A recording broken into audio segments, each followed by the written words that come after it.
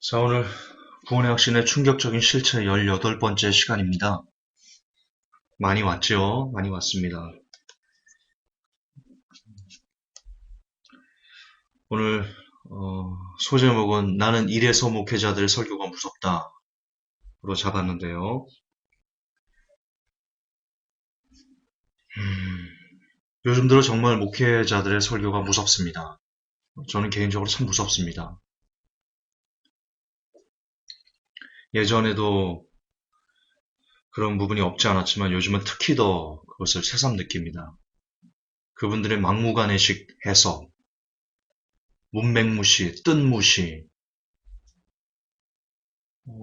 연결무시, 그냥 어떻게 그렇게 성경을 해석하는지 심히 두렵습니다. 더 두려운 건 그걸 듣고 그 뜻을 무시하고 문맥을 무시하고 한 절만 딱 떼서 설교하는 것을 어, 거기에 이상함을 느끼지 않고 오히려 열광하는 성도들이 어쩌면 더 무서운지도 모르겠는데요. 참 무섭습니다. 어쨌든 오늘 설교는 제가 왜 그들의 설교를 무서워하는지에 대한 얘기인데요. 특별히 이 첫 단추를 잘못 끼운 목회자들의 설교가 어떤 비참한 결말을 이끌어낼 수 있는지 오늘 그에 대한 생각을 우리가 나눌 것입니다. 여러분, 이게 단추 처음 잘못 끼웠을 때 모습입니다. 여러분, 첫 단추를 잘못 끼우면요, 그 뒤에를 아무리 바르게 끼워도 옷이 이 모양 요 꼴이 됩니다. 자, 여러분이 선을 보러 갑니다. 혹은 뭐 미팅을 갑니다. 그런데 옷을 이렇게 입고 가면 그냥 실패하는 거죠. 하나님 앞에 여러분이 나아갑니다. 옷을 이렇게 입고 가면 우리가 대통령 그걸 떠나서 그냥 밖에 나갈 때도 아무런 연고가 없이 그냥 밖에 외출할 때도 우리가 옷을 단정히 입어야 되죠. 이렇게 입으면 사람들이 이상하다고 그래서 손가락질하죠. 이처럼 첫 단추를 잘못 끼우는 것은 굉장히 위험하다. 다시 말해서 첫 단추를 바르게 끼우는 것은 아주 중요한 것이다. 여러분, 이 첫 단추의 경험을 우리가 이제 성경을 해석하는 데 있어서도 굉장히 중요합니다. 이 이미지를 늘 여러분들이 생각하셨으면 좋겠습니다. 이 이미지를.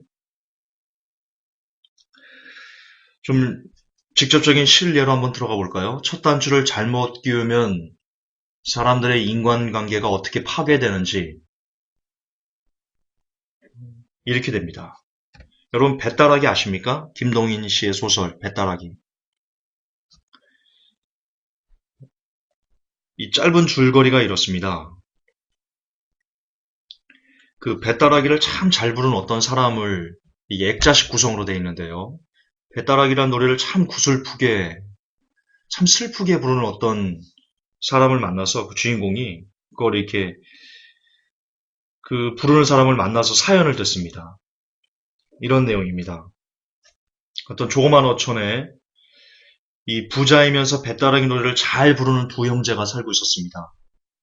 형제는 모두 장가를 각각 들어놓고요. 부부 사이 못지않게 형제의 의가 참 좋았습니다. 형인 그 배따라기 잘 부르는 그 사람은 영유 사람이고 아름다운 아내와 늠름한 동생을 두었습니다. 그런데 이 아내가 굉장히 성격이 쾌활하고 친절했습니다. 그리고 동생은 아주 미남이었습니다. 이 남자가 볼 때, 이 배따라기를 부르는 그가 볼 때, 자기 아내가 동생에게 특별히 친절하게 대해주는 것 같습니다. 거기서 첫 단추를 잘못 끼운 겁니다. 그리고 그것을 늘 못마땅해하고, 그렇게 첫 단추를 잘못 의심하는 것으로 첫 단추를 딱 끼우자, 그냥 아내가 동생에게 대하는 그 모든 것이 못마땅했습니다. 그리고 질투했습니다.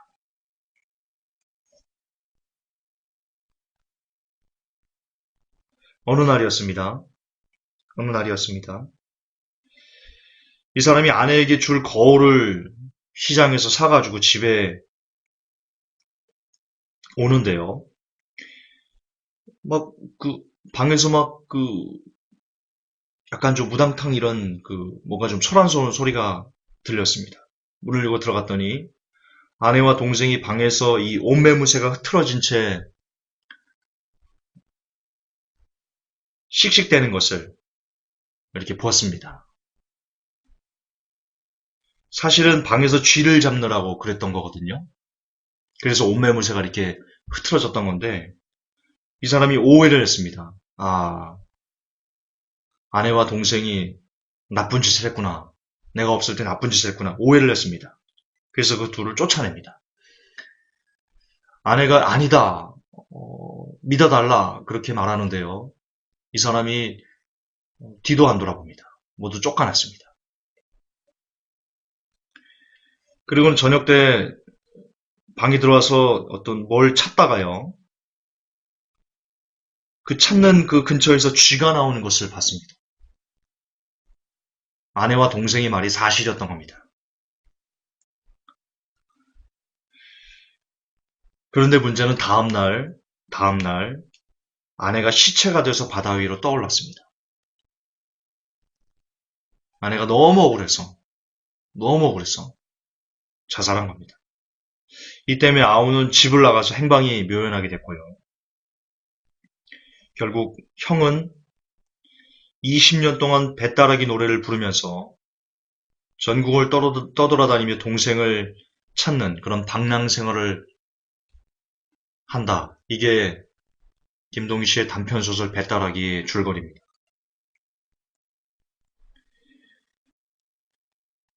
아까 저는 여러분들에게 첫 단추를 잘못 끼우면 그 뒤에 바르게 끼워도 아무런 효과가 없다 말씀드렸습니다. 배따라기도 마찬가지입니다. 한번 시작된 그 오해의 첫 단추, 그게 결국 어떤 참사를 불러왔습니까? 예, 자기 아내를 죽이고 그렇게 의가 좋던 형제 사이를 갈라놓는, 그리고 이 사람은 전국을 떠돌아다니며 구슬프게 배따라기라는 노래를 부르는 사람이 되는 그런 아주 비참한, 그런 참담한 결과를 가져옵니다. 첫 단추를 잘못 끼운다는 것은 이토록 위험한 겁니다. 여러분, 성경 해석도 마찬가지입니다. 성경 해석도 마찬가지입니다. 성경 해석의 첫 단추를 어떻게 끼우느냐가 이게 그 사람의 이거 배따라기는 그래도 현실에서 지금 현재의 삶이지 않습니까? 그러나 현재의 삶은 여러 번 말씀드렸지만 한 몇십 년 살다 끝납니다. 다시 새로운 삶을 시작할 수 있습니다. 그런데 영혼이 망하면, 영혼이 망해 지옥에 가면 여러분 그것은 빼도 박고 할 수가 없습니다. 영원토록 그 불 속에서 고통 가운데 살아야만 합니다. 그러므로 첫 단추를 잘못 끼우는 거 우리 지금 실생활에서 여러 가지 부분에서 중요하지만 가장 중요한 것은 과연 이 성경의 첫 단추를 어떻게 끼우는가가 훨씬 더 중요하다. 아니 이게 세상에서 제일 중요한 일이다. 저는 그렇게 생각합니다. 그러나 오늘날 신학자의 글을 보십시오. 우리가 지금 반박하고 있는 이 구원의 확신 50가지 써놓은 그 구원의 확신 오늘 28번째를 할 건데요.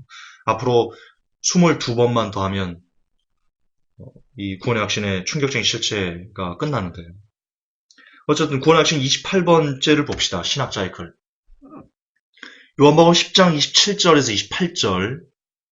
내 양은 내 음성을 들으며 나는 그들을 알며 그들은 나를 따르느니라. 내가 그들에게 영원한 생명을 주노니 그들이 결코 멸망하지 않을 것이요 또 그들을 내 손에서 빼앗을 자가 아무도 없느니라. 자, 이 내용을 보고요.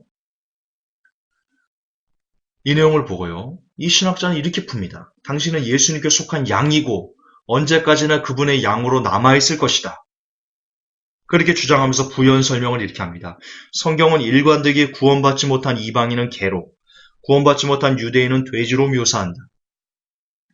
구원받은 신자들은 이방인과 유대인에 상관없이 새로운 피조물이 되고 그들은 양으로 묘사된다.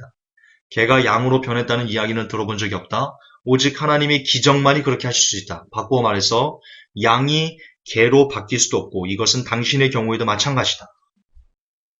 자, 요한복음 10장 27절에서 28절 이 두 구절을 갖고는 절대로 당신의 구원은 빼앗길 수 없다. 여러분 그렇게 얘기를 합니다. 이제 왜 이런 첫 단추를 잘못 끼운 해석이, 이런 어처구니가 없는 해석이, 이런 두려운 해석이 나올 수밖에 없는지를 이따가 제가 말씀을 드릴 건데요. 이 해석은요, 그냥 이 요한복음 10장 27절, 28절만 잘 읽어도, 혹은 요한복음 10장 그 한 장만 전체적으로 읽어도요, 신학자가 이렇게 해석하는 것에 대해서 의아해야 됩니다. 자, 보세요. 이 글 안에 답이 있어요. 여러분 다시 한번 읽어보세요. 내 양은 내 음성을 들으며 나는 그들을 알며 그들은 나를 따른다. 이거 읽어보세요. 묵상해 보시라고요. 그냥 무조건 목사님들 설교만 듣고 아멘하지 마시고 듣고 읽어보시라고요. 이게 과연 우리가 한 번 받은 구원을 잃어버릴 수 없는 그런 내용인지. 자, 내 양은 내 음성을 들으며 나는 그들을 안다 했습니다. 그리고 그들은 나를 따른다 했습니다. 즉, 내 양은 누굽니까? 예수님께서 말씀하시는 내 양은 누굽니까? 여기 답이 있잖아요. 내 음성을 들으며 그들을 나를 따르며 그들이 내 양입니다. 그런 사람들에게만 영원한 생명을 주는 겁니다. 다시 말해서 예수님의 음성을 듣지도 않으며 예수님께서 하라 하신 대로 하지도 않고 그냥 나는 양이네 하면서 지 마음대로 사는 사람들은 예수님께서 뭐라고 말씀하시는 겁니까? 내 양이 아니야. 영원한 생명 안 줘. 그래 나와 있잖아요. 그래 국어잖아요. 국어. 그리고 제가 이전에도 말씀드렸지만 이 국어에 플러스 돼가지고 여기서 준혼이 이 디도미거든요. 원어로. 디도미가 현재 진행형입니다. 내가 그들에게 영원한 생명을 준 과거가 아니고요. 내가 그들에게 영원한 생명을 주는 중이니가 이런 뜻입니다. 다시 말해서 지금 현재적으로 내 음성을 듣고 있고 그리고 지금 현재적으로 내가 말한 대로 따라서 살아가는 그 사람들에게는 내가 지금 영생을 주고 있다. 생명을 주고 있는 중이다. 따라서 내가 지금 그들에게 생명을 주고 있으면 그 어떤 것도 그들은 멸망하지 않는다. 누구도 그들을 내 손에서 빼앗을 자가 없다. 이렇게 말씀하시는 겁니다. 현재적으로. 근데 만약에 그들이 예수님의 음성을 듣다가 듣지 않으면 예수님을 따르다 따르지 않으면 자기 욕심대로 자기가 마음대로 살면 왜 이게 현재 진행형이기 때문에 거기서 끊어지면요 생명을 못 받는 겁니다. 따라서 결국 우리에게는 예수님의 말씀을 듣고 그리고 예수님의 말씀을 지금 현재적으로 따르고 있다는 우리의 삶의 증거가 필요한 겁니다. 그래야지만 예수님께서 우리에게 지금 생명을 주고 있는지 아니면 예수님의 생명이 우리에서 끊어졌는지를 확인할 수 있는 것입니다. 그러나 지금 신학자는 그런 증거를 일체 말하지 않습니다. 지금 신학자가 그 말한 거 있어요? 그 증거 말한 거 있어요? 일체 없어요. 그저 아무런 증거도 없이 당신은 절대로 구원을 잃지 않는다라고만 하고 있어요. 이게 얼마나 무서운 해석이에요? 얼마나 무서운 가르침이냐고요. 그 결과 내가 지금 주님을 따르고 있다. 내가 지금 주님을 믿고 있다라고 하는 삶에서 나타나는 그 열매들이 있지도 않으면서 그 열매를 계속해서 우리가 맺어가야 되는데요. 그런 열매가 있지도 않으면서 열매는커녕 크리스찬답지도 않고 크리스찬의 크자도 들어가지 않는 그런 정말 삶을 쓰레기처럼 살면서 죄를 막 물마시 즐기고 세상 사람과 전혀 구별되지 않고 여러분 거룩하다가 구별되다라는 뜻이거든요. 그렇게 죄를 즐기면서 하나님을 예배한다는 수조를 버리고 지옥으로 가는 겁니다. 나는 천국 간 줄 알지만, 나는 천국을 가고 있는 줄 알지만, 결국 죽어보면 지옥인 거. 그게 어디서부터 비롯된 겁니까? 바로 이런 나쁜, 이런 사악한 성경 해석을 가르치는 신학자들, 이걸 받아가지고 여러분들에게 설교하는 목회자들 때문에 이런 현상이 발생하는 겁니다. 얼마나 무섭습니까? 그래서 나는 목회자들의 설교가 무섭습니다. 영혼을 죽이니까요. 영혼을 영원히 헤어나올 수 없는 절망의 구렁텅이로 이들이 빠뜨리니까요. 그래서 성경은 얘기합니다. 유대인들과 유대 그 지도자들에게 이렇게 얘기합니다. 너희들이 두루두루 다니면서 영혼을 찾아가고는 너희들보다 배나 지옥 자식이 되게 만들어버린다. 여러분, 그게 2000년을 훅 해서요. 지금 이 시대도 똑같이 정말 너무나 뚜렷하게 매치가 돼서 일치가 돼서 이 땅이 현실로 나타나고 있습니다. 거듭 반복하지만 여러분, 평신도와 그 영혼을 미혹하는 예는요 거의 없습니다. 지금 인류 역사상도 그렇고요. 근자의 예만 들었고요. 영혼들을 미혹해서 영혼들을 지옥으로 보내는 1순위의 원인들은요 목회자들입니다. 신학자들이고 신학교입니다.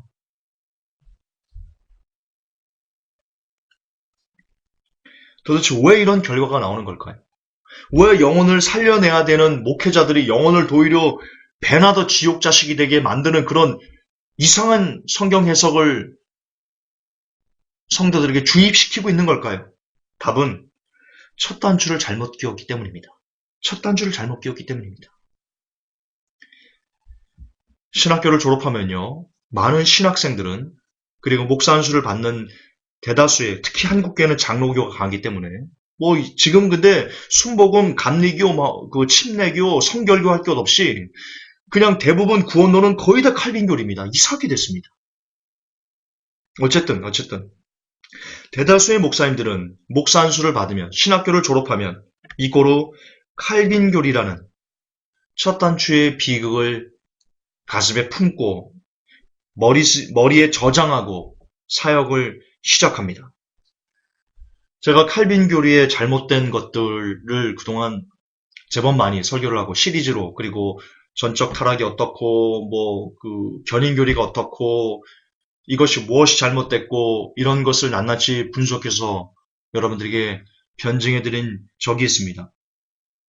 들으신 분은 알겠지만 칼빈교리의 시작은 전적 타락부터 시작하는데요. 전적 타락은 이런, 쉽게 다시 한 번만 간단히 요약하면 이런 거죠. 사람이 복음을 들어도, 복음을 전해 들어도, 혹은 어떤 그 성경을 봐도 사람은 절대로 자기 혼자의 힘으로 자유의지가 죽었기 때문에 절대로 예수님을 받아들일 수 없다. 복음을 들어도, 설교를 들어도, 성경을 읽어도, 무슨 짓을 해도 사람은 절대 자기 혼자 예수님을 받아들일 수 없다. 영접할 수 없다. 오직 성령님의 강권하신 능력만이 그의 자유의지를 살려내서 그를 예수 믿게 강권적으로 역사하셔야 된다. 이게 칼빈교리입니다. 칼빈교리 시작입니다. 칼빈교리는 이 전적 타락이 무너지면 모두 다 무너지는 모래성 같은 그런 아주 허약한 허술한 교리 위에 세워져 있습니다. 이것을 만고불변의 진리라고 믿고 있는 대다수의 목사님들이 저는 이해가 안 됩니다.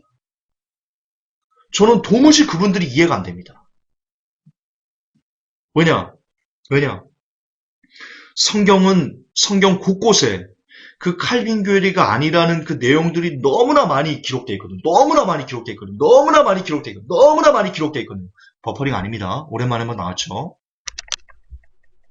정말 성경을 읽으면요, 여기도 칼빈교리가 아니고, 저기도 아니고, 여기도 아니고, 여기도 아니고, 온 군데 사방천지에 칼빈교리가 쓸 자리가 없는데도 성경을 읽고 성경을 연구하신다는 분들이 이 칼빈교리에 그냥 세뇌가 돼가지고 저는 이해가 안 돼요. 도대체 저는 알 수가 없습니다. 알 수가 없어요.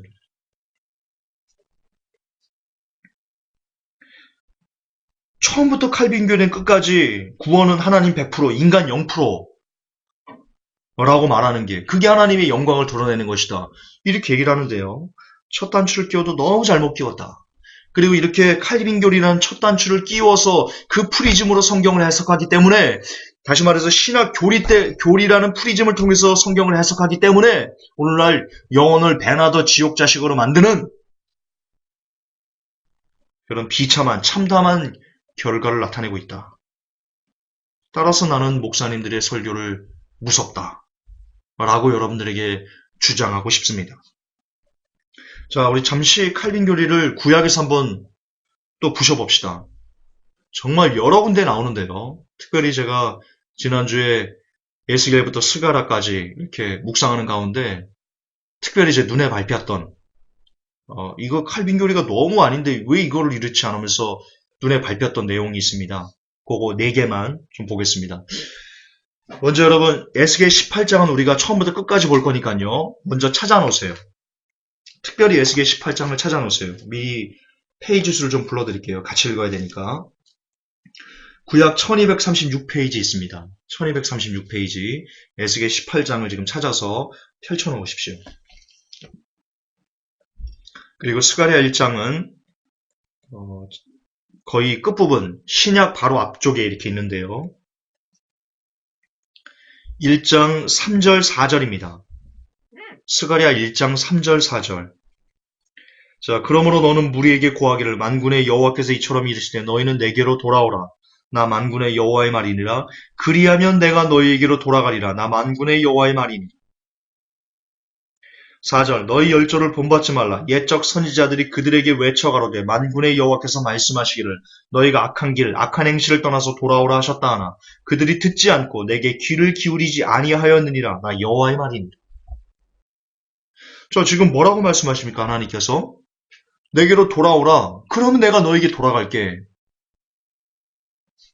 또 너희가 악한 길 악한 행실에서 떠나서 돌아오라 하셨다. 그런데 그들이 듣고도 내게 귀를 기울이지 않는다. 자, 아까 제가 뭐라고 말씀드렸죠? 칼빈주의는 자유의지가 죽었다. 칼빈주의의 시작이 전적 타락이 있다고 제가 말씀드렸죠. 전적 타락이 무너지면 칼빈 교리는 설 자리가 없어요. 그게 칼빈 교리가 갖고 있는 여러 가지 맹점이 아주 많지만 그 중에 그 손에 꼽을 수 있는 맹점이에요. 성경에서 과연 인간의 자유의지가 죽었는가 안 죽었는가 이걸 확인하기만 하면 칼빈 교리가 진짜인가 아닌가를 확인할 수 있다고요. 근데 지금 보세요. 너희가 내게 돌아오면 만군의 여호와의 말이니라. 너희가 내게 돌아오면 내가 너에게 돌아갈게. 자, 악한 행실을 떠나서 돌아오라 하셨는데 그들이 듣지 않았어. 내게 귀를 기울이지 않았어. 이게 뭐예요 다? 자유의지입니다. 자기가 하나님의 말씀을 듣고 자기가 그 자유의지를 갖고 하나님께 돌아가는 겁니다. 자, 칼빈 교리 말대로 자유의지가 죽었으면 하나님이 이렇게 말씀하시면 여러분 하나님이 정말 나쁜 신이 되는 겁니다. 그렇잖아요. 자기가 그분께서 자유의지를 사람들을 죽여놓고 자유의지가 반응할 수가 없게 그렇게 로봇처럼 만들어 놓고 야 너희들 왜 돌아오라 그랬는데 안 돌아와? 그러니까 너희들 벌 받아야 되겠어. 지금 이러시는 거 아니에요. 제가요 더 쉽게 예를 들어 이렇게 제 앞에 지금 인형이 있어요. 인형이. 여러분 앞에 인형이 있다고 보세요. 인형을 보고는요 이렇게 하는 겁니다. 야 너 이쪽으로 움직여봐. 움직여봐. 인형이 움직입니까? 제가 움직이라고 말한다고 인형이 움직입니까? 인형은 못 움직입니다. 왜? 자유의지가 없거든요. 의지가 없거든요. 그래서 움직이지 않은 인형을 보고는요. 내가 움직이는데 움직이지도 않아? 너 이리 와. 맴매야 되겠어. 회초리로 인형을 막 때리고 있는 겁니다. 이게 얼마나 미친 겁니까? 이게 남이 보면 이게 또라이 아닙니까? 지금 칼빈 교리는 하나님을 또라이로 만드는 겁니다. 아십니까 목사님들?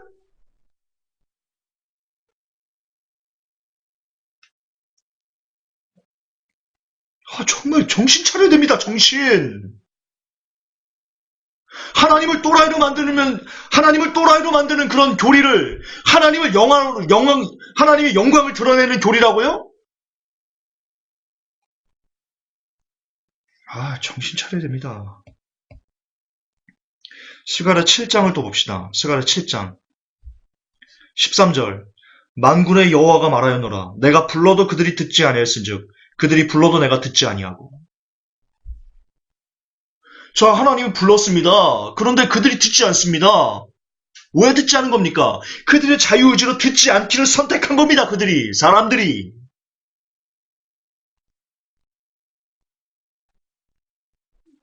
자유의지는 죽지 않았습니다. 그게 성경에서 계속해서 얘기하는 겁니다. 자유의지는 죽지 않았습니다. 로마서에 그거 한 구절을 떼가지고 이렇게 얘기하는데요. 제가 로마서 강의할 때 그 뜻이 아니라고 말씀드렸죠? 로마서가 왜 그렇게 쓰레기처럼 해석되고 있는가? 바로 이 칼빈 교리 때문입니다.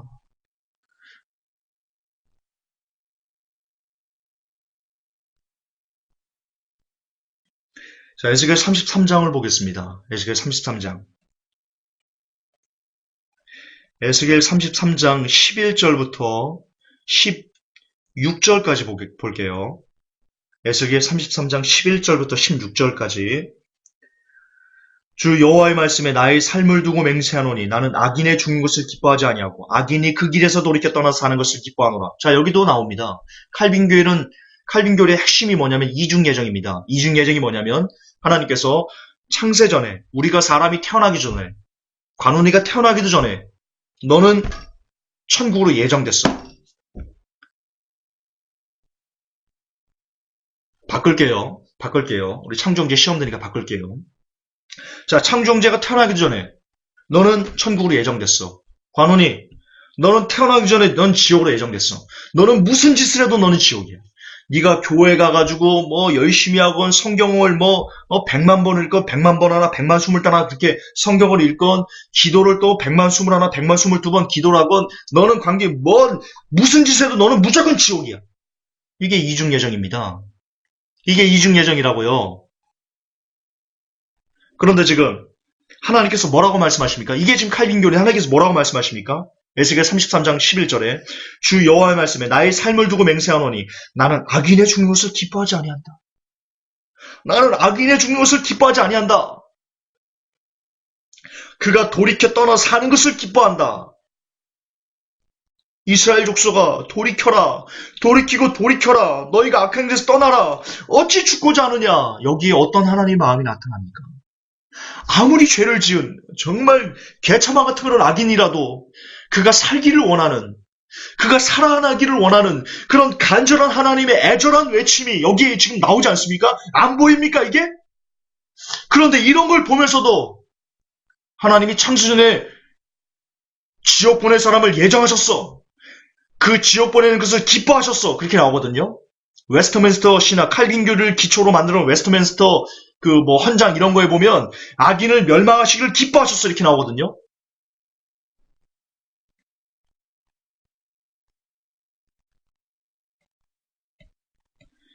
거기서 나오는 악인.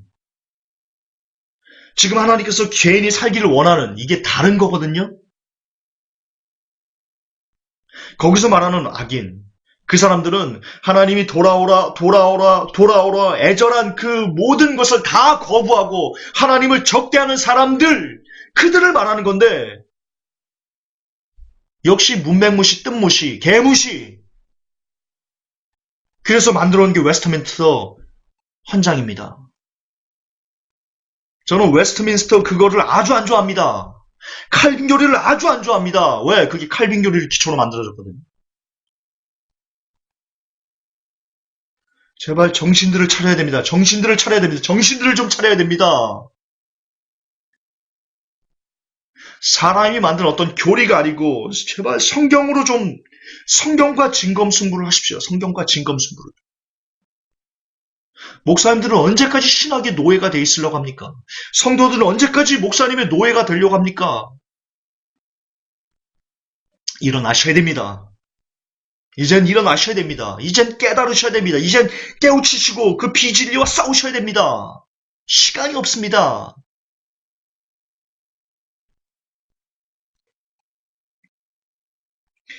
(12절) 인자야 너는 내 민족에 이르기를 의인이 범죄하는 날에는 그 이가 구원치 못할 것이요 악인이 돌이켜 그 악에서 떠나는 날에는 그 악이 그를 엎드려뜨리지 못할 것인지 의인이 범죄하는 날에는 그 의로 인하여는 살지 못하리라. 자, 여기도 역시 칼빈 교리가 부정됩니다. 아까 뭐라고 말씀드렸으니까 칼빈 교리는 의인은 절대로 멸망하지 않아요. 칼빈 교리를 보면 의인은 절대 멸망하지 않아요. 성경은 그렇게 얘기하지 않아요. 아무리 의인이라도 그가 범죄하는 날에는 그 의가 그를 구원치 못한다. 그렇게 얘기하고 있어요.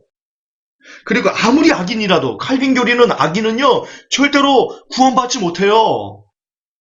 그런데 성경은 그렇게 얘기 안 해요. 그 악인이 돌이켜 그 악에서 떠나면 그 악이 그를 엎드려뜨리지 못한다. 이렇게 얘기하고 있어요. 여러분 뭐가 맞는지 여러분이 두 눈이 있으면 확인해 보세요. 성경이 맞는지 칼빈 나부랭이 교리가 맞는지 여러분이 저 확인해 보세요.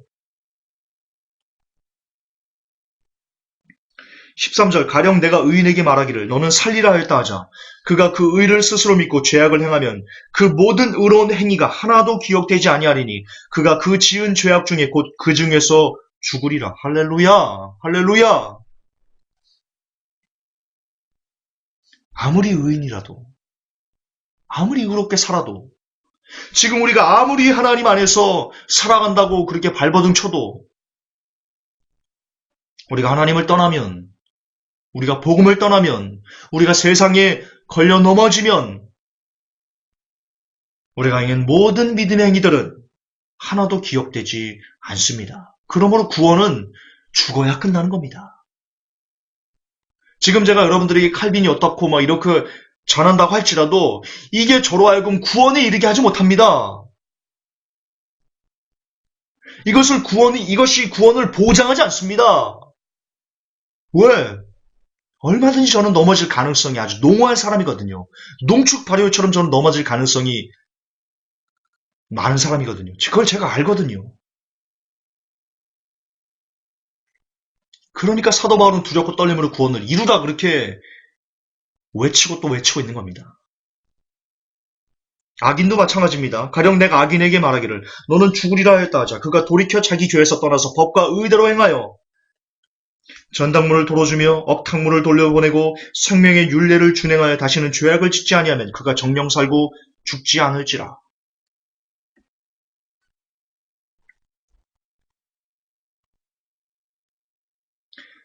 그의 본래 범한 모든 죄가 기억되지 아니하리니 그가 정령 살리라. 이는 법과 의를 행하였음이니라 하라. 아멘. 여러분 구원은 현재 진행형입니다. 구원은 과거가 아닙니다. 과거에 여러분이 예수님을 잘 믿었건 예수님을 위해서 무슨 헌신을 했건 지금 현재 여러분이 예수님을 떠나선다면 예수님의 가르침을 그대로 순종하지 않으며 살아간다면 여러분의 죽어서의 끝은 천국보다는 지옥이 훨씬 더 가깝다는 것.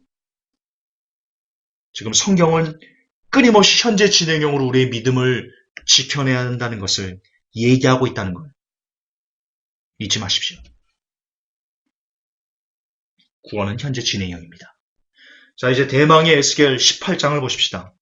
대망의 에스겔 18장. 에스겔 18장이에요. 에스겔 18장에 칼빈 교리가 얼마나 잘못됐는지를 그냥 에스겔 18장이 전부 다 그것을 얘기하고 있습니다. 아마도 아마도 유추하기는 칼빈은 에스겔 18장을요, 한 번도 안 봤거나, 봐도 설렁설렁 봤거나, 그런 사람일 겁니다. 주석을 썼다는데요. 에스겔 18장을 보고도 주석을 썼다고 하면서도 이렇게 칼빈 교리 5대교를 만들었다는 것은 그가 쓴 주석이 대부분 다 엉터리라는 겁니다. 자, 에스겔 18장 봅시다. 그냥 우리 1절부터 쭉 읽읍시다. 특별히 해석할 필요가 없습니다. 그냥 다 나옵니다. 자, 우리 함께 읽을게요. 다 펼치셨죠? 1235페이지 에스겔 18장. 주의 말씀이 다시 내게 임하니라 이르시되 참고로 킹제임스 사용하겠습니다. 주의 말씀이 다시 내게 임하니라 이르시되 너희가 이스라엘 땅에 대하여 이 속담을 사용하여 이르기를 아버지들이 신포도를 먹었으므로 자녀들의 이가 시리게 되었다 하거니와 그것은 무엇을 뜻하느냐? 주 하나님이 말하노라 내가 살아있음을 두고 맹세하노니 너희가 이스라엘에서 다시는 이 속담을 사용할 기회가 없으리라. 보라 모든 혼은 내 것이라 아버지의 혼과 마찬가지로 아들의 혼도 내 것이니 죄를 짓는 혼 그 혼은 죽을지니라. 참고로 여러분 이 에스겔 18장은요 칼빈 교리만 부수는 게 아니고요 지금 현재 시중에 돌아다니는 가계의 저주를 끊어라 신사들이 쓰는 거 있죠. 이 가계의 저주가 흐른다는 그건 역시 여러분 끊어내는 아주 완전히 박살내는 그런 성경입니다. 가계의 저주 같은 거 흐르지 않습니다. 착각하지 마십시오. 성경은 그렇게 얘기하지 않습니다. 성경 보십시오. 4절 보라 모든 혼은 내 것이라 아버지 혼과 마찬가지로 아들의 혼도 내 것이니 죄를 짓는 혼 그 혼은 죽을지니라. 5절 그러나 사람이 의로워서 율법에 맞고 옳은 것을 행하며 산들 위에서 희생물을 먹지 아니하고 이스라엘의 집의 우상들을 향하여 자기 눈을 들지 아니하며 자기 이웃의 아내를 더럽히지 아니하고 생리 중에 있는 여자에게 가까이지 아니하여 아무도 학대하지 아니하고 오히려 빚진 자에게 그의 담보물을 돌려주며 아무도 폭력으로 노력하지 아니하며 굶주린 자에게 자기 빵을 주며 옷으로 벌거벗은 자를 덮어주고 이자를 받으려고 돈을 내주지 아니하며 이득도 취하지 아니하고 자기 손을 억제하여 불법을 떠나며 사람과 사람 사이의 진실한 판단을 행하고 내 법규 안에서 걸으며 내 판단의 법도를 지켜 진실하게 행하였을지되 그는 의로운 자니 반드시 살리라. 주 하나님 말하노라. 자 이제 10절부터 중요합니다. 가령 그가 아들을 낳았다 하자. 그 아들이 강도여 피를 흘리는 자여 이런 일들 중 하나와 비슷한 것은 행하되 그런 의무들은 하나도 행하지 아니하며 오히려 산들 위에서 희생물을 먹고 자기 이웃의 아내를 더럽히며 가난하고 궁핍한 자를 학대하고 폭력으로 노력하며 담보물을 돌려주지 아니하고 우상들을 향하여 자기 눈을 들며 가증한 일을 행하고 이자를 받으려고 돈을 내주며 이득을 취하였을진데 그가 살겠느냐? 그가 살지 못하리라. 그가 이 모든 가증한 일을 행하였은즉 반드시 죽으리라. 그의 피가 그에게로 돌아가리라. 이제 보라.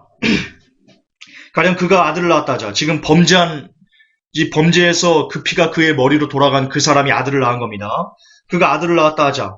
그 아들이 자기 아버지가 행한 모든 죄를 보고 깊이 생각하여 그와 같은 것을 행하지 아니하며 자 지금 깊이 행한 거 그가 지금 하나님이 그가 그 아버지 행한 모든 죄를 보고 깊이 생각하게 한 겁니까? 하나님이 그렇게 하신 겁니까? 아닙니다. 성경 보세요. 그가 자기의 자유의지로 아버지 행한 것을 보고 아 저렇게 살면 죽겠구나. 그가 행한 겁니다. 그가 보고 그가 결정한 겁니다.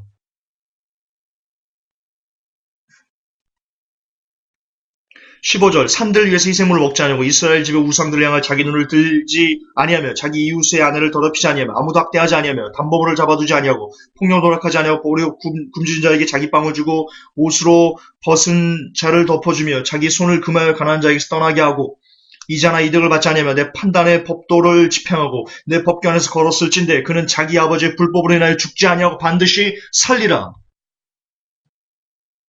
자 산다지 않습니까? 가계에 저주가 흘러서 아들이 죽는다고요? 지금 신사도들이 이렇게 얘기하잖아요. 가계에서 흘렀던 저주가 계속해서 그 아들, 그 손자에게 이어져서 그들에게 저주를 불러와서 그들이 멸망하게 한다고 얘기하잖아요. 지금 성경이 뭐라고 얘기해요? 에스겔서 18장이 아들이 아버지 행한 것을 보고 야 저렇게 살면 죽겠구나 라서 아버지의 길과 반대로 가면 산다잖아요. 가계의 저주가 어디 흘러요? 어디 흘러요? 갖고 와봐요. 가계의 저주가 흐른다고.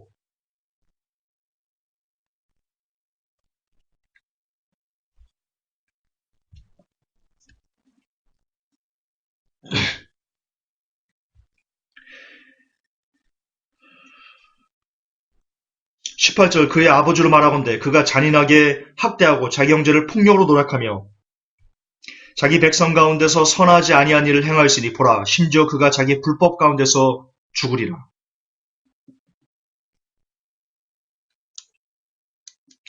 아버지는 죽고 아들은 산다 그 뜻입니다.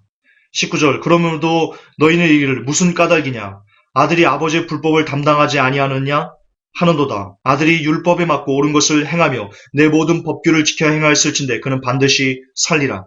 죄를 짓는 혼, 그 혼은 죽을지니라. 아들이 아버지의 불법을 담당하지 아니하며 아버지가 아들의 불법을 담당하지 아니하리니 의로운 자의 의가 그 위에 임하고 사악한 자의 악이 그 위에 임하리로다. 그러나 사악한 자가 자기가 범한 모든 죄에서 돌이켜 내 모든 법규를 지키고 율법에 맞고 옳은 것을 행할진대 그는 반드시 살고 죽지 아니하니라. 자, 여기 칼빈 교리를 부수는 결정적인 구절이 나온 겁니다. 21절 다시 읽어보십시오. 동그라미 쳐놓으십시오. 그러나 사악한 자가 자기가 범한 모든 죄에서 돌이켜 내 모든 법규를 지키고 율법에 맞고 옳은 것을 행할진대 그는 반드시 살고 죽지 아니하리라. 사악한 자가 돌이켜서 하나님을 찾을 수 있다 합니다. 그러면 죽지 않는답니다. 칼빈 교리는 사악한 자는 돌이키지 못합니다. 무엇이 맞습니까? 또 23절 보십시오. 주 하나님이 말하노라. 사악한 자가 죽는 것을 내가 조금이라도 기뻐하겠느냐? 그가 자기 길들에서 돌이켜 사는 것을 기뻐하지 아니하겠느냐? 칼빈 교리는 말합니다. 하나님께서 창세전에 지옥 보낼 사람들을 정하시고 그들이 죽는 것을 기뻐하셨다. 성경은 말합니다.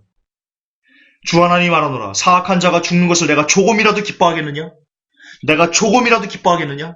내가 조금이라도 기뻐하겠느냐?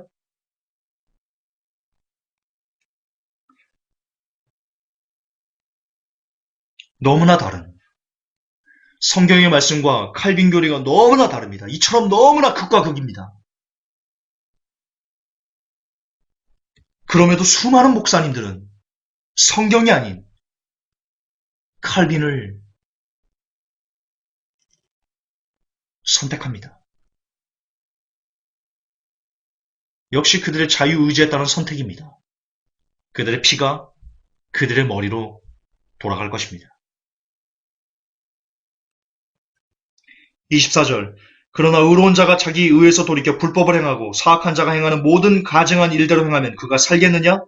그가 행한 모든 의가 언급되지 아니하리니 그는 자기가 범한 범법과 자기가 지은 죄 가운데서 곧 그것들 가운데서 죽으리라. 칼빈 교리는 의인은 창세전에 구원받기로 예정된 사람이기 때문에 구원을 잃어버리지 않습니다. 하나님이 한 번 건져내신 의인이기 때문에 그는 절대로 무슨 짓을 해도 구원을 잃어버리지 않는다고 말합니다. 오늘 여러분들이 봤던 이 신학자가 말했던 것.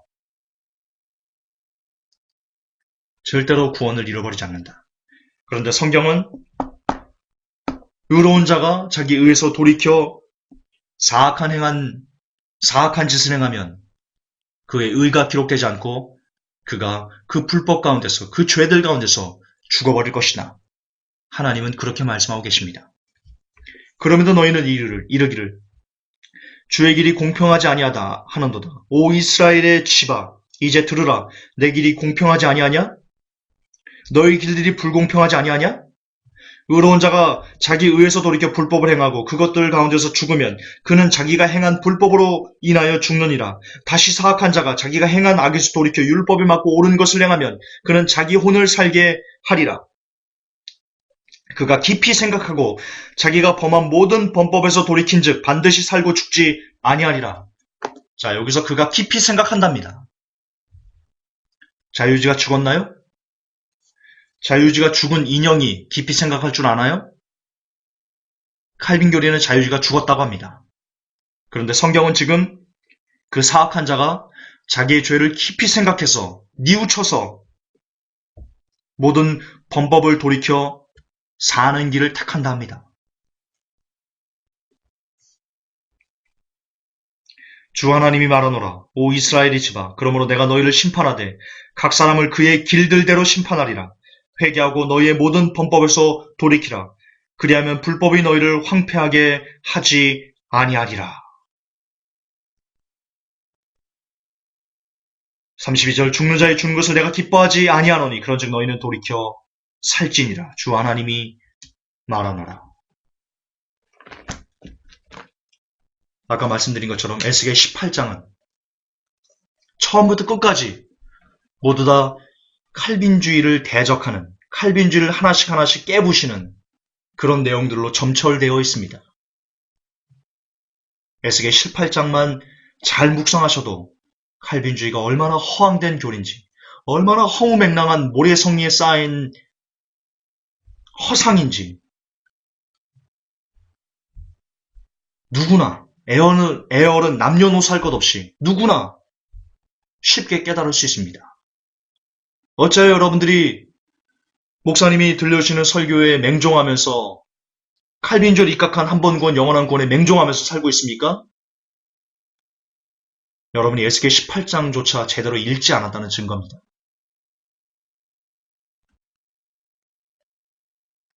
회개하셔야 됩니다.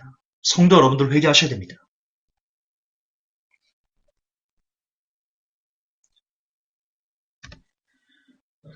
말씀의 결론을 내리겠습니다. 오늘 대다수 목회자들의 설교를 이루는 기초교리인 칼빈교는 여러분 장로교가 아닙니다. 칼빈교입니다. 기독교가 아닙니다. 칼빈교입니다. 그 칼빈교는 성경적이지 않습니다. 그런데 안타깝게도 한국을 구성하는 그 교파는 약 70% 가까이 장로교입니다. 그리고 장로교에서 나오는 목사님들의 거의 90% 이상은 이 칼빈교리에 길들어 있으십니다. 이 칼빈교리라는 프리즘으로 성경을 해석하고 이 칼빈교리를 넘지 않고 구원론을 해석하는 분들은 정말 손에 꼽을 정도로 적습니다. 따라서 여러분들이 듣는 설교의 대다수는 반성경적인 구원론에 뿌리를 두고 있다는 건 잊으시면 안 될 겁니다. 그러므로 어떤 목사님들 설교를 찾기 이전에 여러분들이 먼저 홀로 서셔야 됩니다. 성경은 교과서고 설교는 참고서입니다. 그래도 써놨지만 여러분 교과서 위주로 중심으로 공부하는 이만 좋은 점수를 그리고 좋은 대학을 갈 수 있습니다. 참고서를 드립다 파는 사람치고 공부 잘하는 친구 본 적이 없습니다.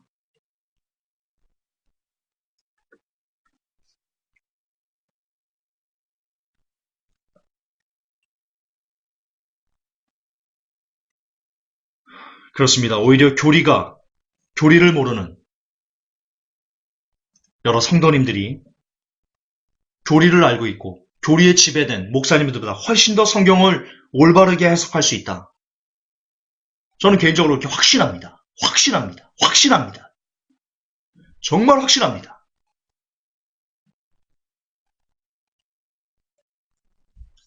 그러므로 홀로서십시오. 먼저 기도와 말씀으로 성령님을 의지하고 교과서인 성경과 진검승부를 여러분들이 먼저 버리십시오. 그래서 여러분들이 먼저 성경으로 바르게 서 있으십시오. 적어도 성경을 50독 이상 하지 않고 목사님 말씀을 분별할 수 있다는 것은 있을 수 없는 일입니다. 힘듭니다. 그렇게. 적어도 50독을 하셔야 됩니다. 적어도. 설교는 그때 이후부터 듣는 겁니다.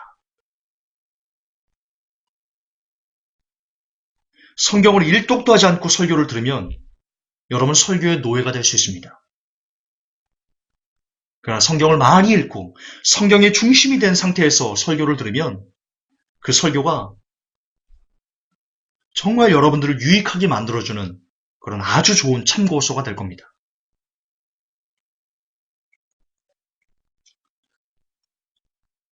성경은 목회자의 전유물이 아닙니다.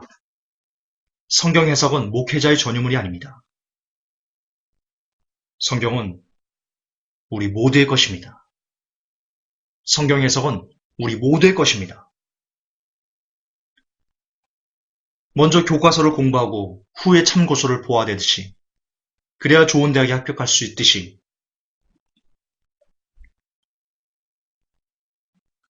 성경을 먼저 연구하고 그리고 후에 설교를 듣는 겁니다. 설교를 먼저 듣고 성경을 연구하는 것이 아닙니다. 이 우선순위가 바뀌면 여러분 대학에 갈 수 없습니다. 이 우선순위가 바뀌면 여러분 어쩌면 천국에 갈 수 없게 될런지도 모릅니다. 설교는 어디까지나 참고서 수준에서 그 이상의 권위를 여러분들 부여하지 마십시오. 설교가 성경을 넘어서는 순간 여러분은 목사의 종이 될 수밖에 없습니다. 시스템적으로 그렇게 될 수밖에 없습니다. 그러나 목회자도 여러분과 똑같은 양입니다. 성도입니다. 목사는 양이 아니고 아닌가요? 목사도 그냥 리더 양일 뿐입니다. 같은 양입니다. 같은 피와 살과 뼈로 구성된, 그리고 구원받아야 될, 똑같이 불쌍한 한 명의 영혼일 뿐입니다. 그 이상의 권위를 목회자에게 부여하지 마십시오. 그래서 오늘 한국 교회가 개독교가 된 겁니다. 성도 여러분들이 너무나 목사님들이 우리 목사님 그래줘서 목사님들이 고급세단 타고 다니는 겁니다.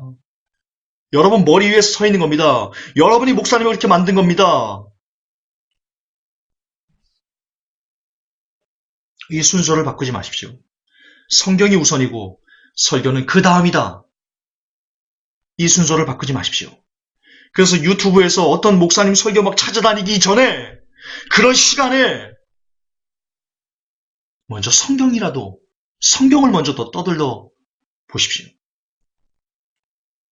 설교 2시간, 3시간 듣는 그 시간에, 그리고 성경을 10분, 20분 보는 그 시간에 바꾸세요. 성경을 2시간, 3시간 보시고 설교를 10분, 20분 들으세요. 그게 맞아요. 그게 맞는 거예요. 그게 천국 가는 지름길이에요.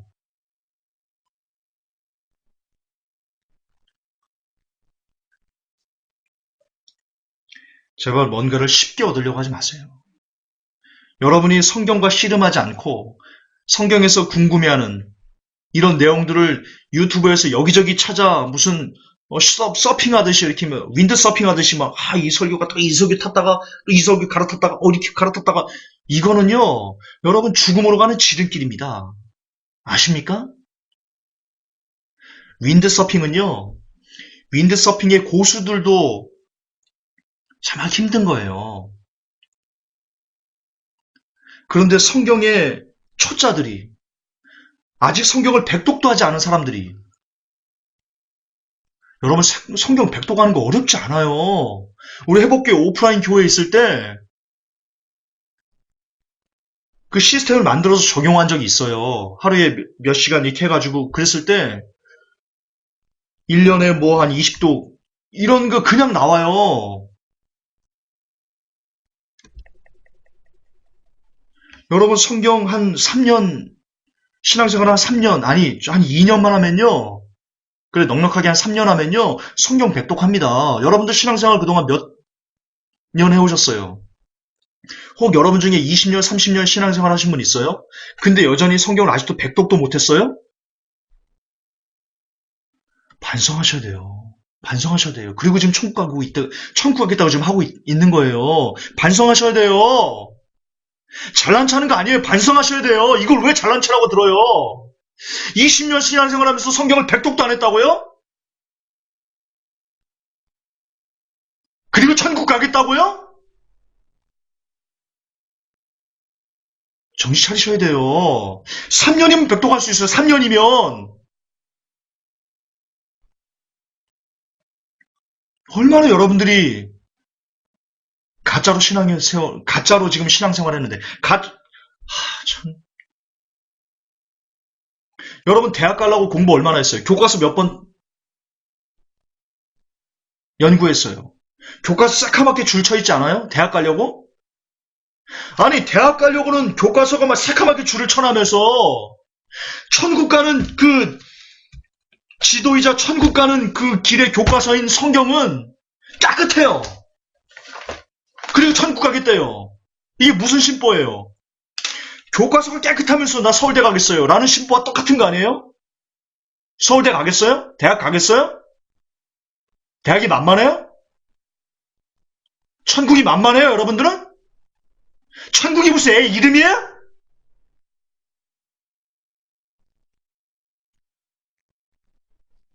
누가 성경도 안 보면서 천국 갈 수 있다고 얘기해요? 누가? 이게 율법주의예요?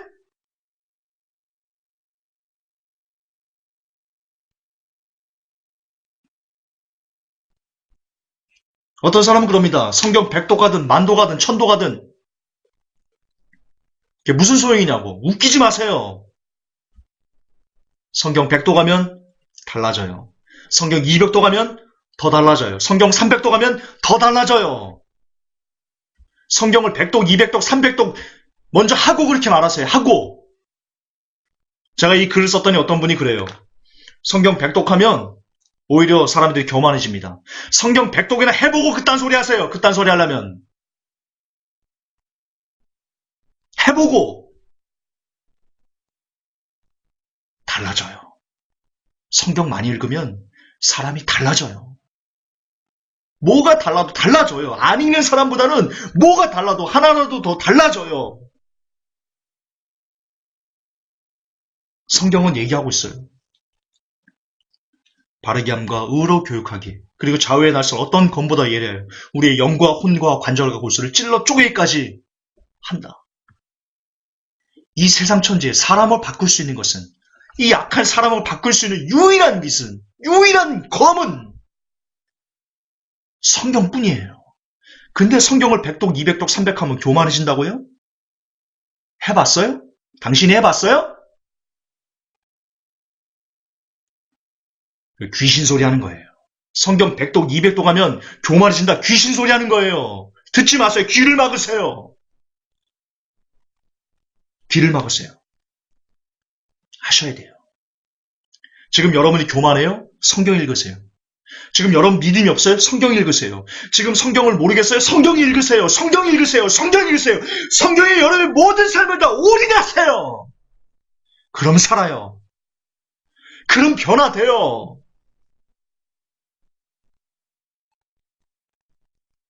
그리고 성경을 홀로 서서 읽으세요. 홀로 서서 읽으세요. 집에서 골방에서 읽으세요. 성령님을 의지하고 성경 읽기 전에 기도하고, 하나님, 성령님, 내가 지금 성경이 있습니다. 내가 모르는 것들을 깨닫게 해주세요. 이게 간절히 기도하고 성경을 읽어보세요. 화장실에서 이어폰 끼고 똥 누면서 성경 읽어보세요. 출근하려고 신발끈 매면서 읽어보시고, 밥 먹을 때, 식당에서 밥 먹을 때 직원들과 입하고 하지 마시고 이어폰 끼고 말씀 들으면서 밥 먹어보세요. 지하철에서 앉아서 괜히 머리 대고 주무시지 마시고 이어폰 끼고 성경 들으면서 손에 펼쳐가지고 그 성경을 보면서, 이 귀로는 성경 듣고 눈으로는 성경을 읽으면서 그렇게 출퇴근을 왕복해보세요. 그렇게 100독이고 200독이고 성경 한번 해보세요. 뭐가 보이나? 뭐가 보이나? 영생이 보여요. 생명수가 보여요. 생명수가 뚝뚝 떨어져요. 성경에서. 알아요? 경험해봤어요? 진짜 예수님께서 지금 눈앞에서 성경을 가르치고 있는, 제자들과 말씀하고 있는 그 경험해봤어요?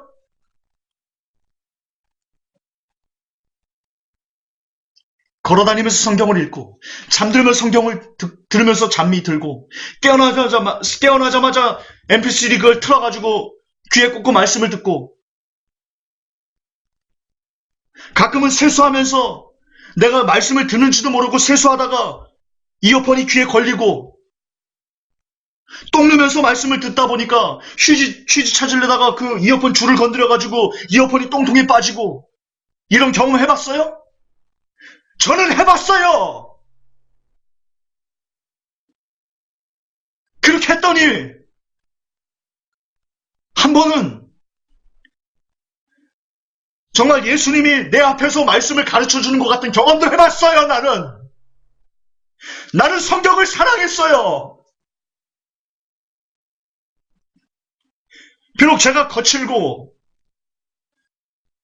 비록 죄도 많고 그러지만 나는 정말 이 세상에서 성경을 가장 사랑했어요.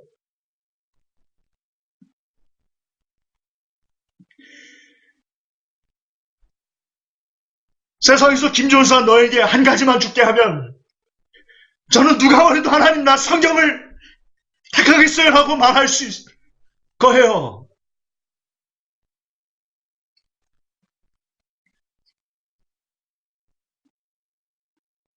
그렇게 성경을 사랑하고, 그렇게 성경을 미친 듯이 읽고 또 읽고, 눈이 뽑아져라 읽고 귀가 터져나가라 성경을 들으면 말씀이 보여요. 말씀이 열려요.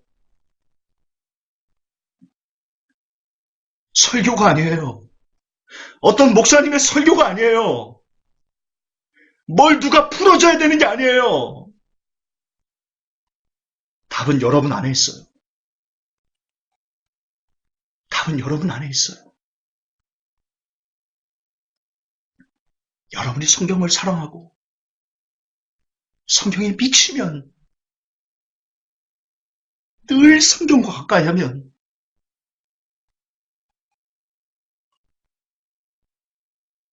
하나님이 그 모습이 안타까우셔서라도 여러분의 이 안에 담겨있는 그 수많은 비밀들을 하나씩 하나씩 가르쳐 주세요.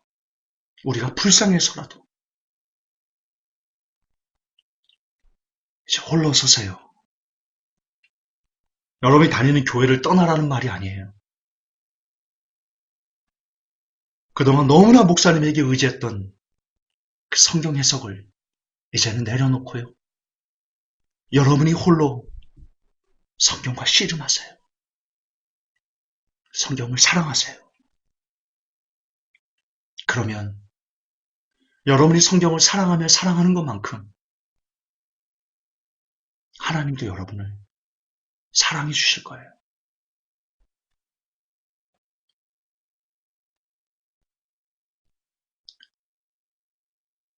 여러분이 듣던 이 이어폰을 여러분의 똥통에 빠뜨려보는, 그것을 경험해보는 그런 복된 성도가 되기를 예수님의 이름으로 축복합니다. 하나님 아버지,